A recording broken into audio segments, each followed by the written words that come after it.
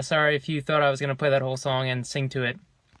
I'm going to talk about a podcast / audiobook because that's what I like to talk about. So this video is brought to you by the High Performing Habits from Brendon Burchard, which is actually free on iTunes, so you don't actually have to get the audiobook. They gave the audiobook for free.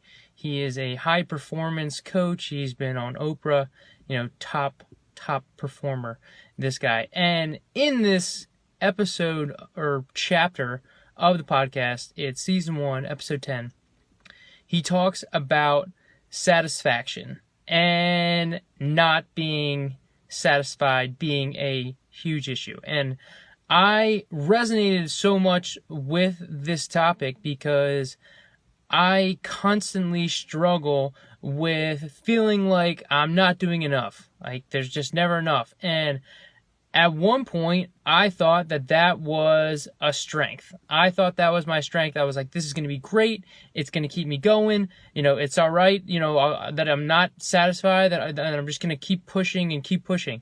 But what he talks about in this episode is that not being satisfied is not what creates success. You can want to strive and be better and do more and still be satisfied. Not being satisfied is a negative thing.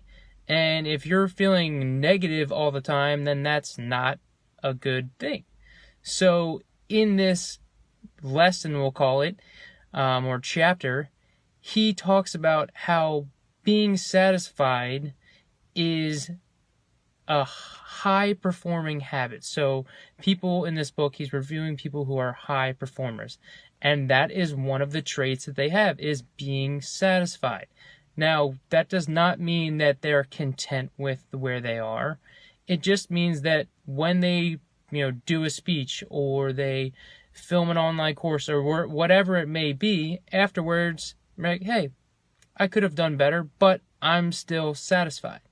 And it's important to take a moment and just be happy where you are, on the path that you are, and be satisfied where you are and where you're going, and not worry about the things that you could have done better or the things that you still want to do or are trying to do. So, with that being said, be satisfied.